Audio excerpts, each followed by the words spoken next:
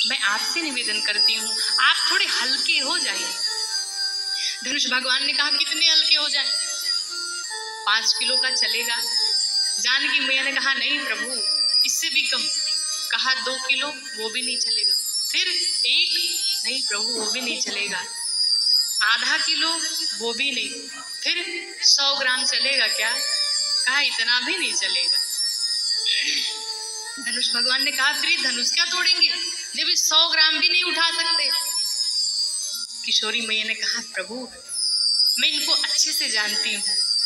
अरे मैंने पुष्प वाटिका में इन्हें पुष्प लेते हुए देखा था, और जिन्हें पुष्प लेते समय पसीने आ रहे हों, क्या वो धनुष उठा पाएंगे?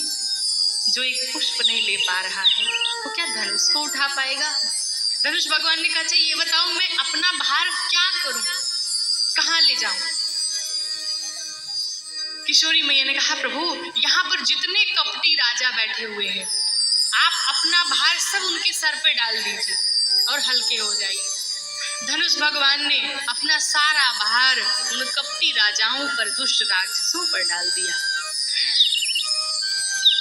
सारा भार जब समाप्त हो गया, भगवान राम धनुष के मध्य में खड़े हो गए और धनुष को एक टक देखने लगे, निहारने लगे।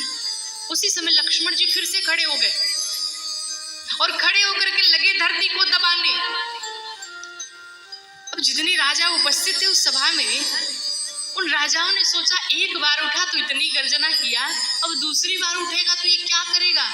अब ये क्यों खड़ा हुआ है? कहीं यही तो धनुष तोड़ने वाला है, या फिर दोनों भाई मिलकर धनुष तोड़ना चाहते हैं? लक्ष्मण जी खड़े होकर के कहते हैं हे कश्यप, हे बारा, हे शेष, आप जितने हो, हे पृथ्वी, आप सभी लोग सावधान हो जाइए।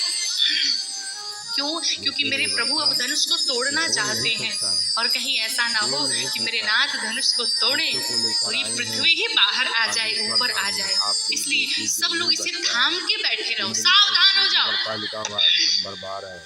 इसका भी कारण है कि लक्ष्मण जी क्यों धरती को दबाने लगे। बच्चा बोल भी नहीं सकता है। ऐसा संत महात्मा कहते हैं कि धरती मैया की पुत्री माँ जानकी तो है ही, तो धरती मैया और लक्ष्मण जी के बीच में एक संवाद हुआ।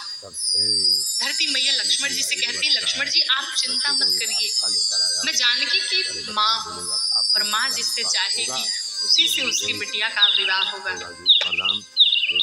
मैं धनुष को पकड़ करके बैठी रहूंगी,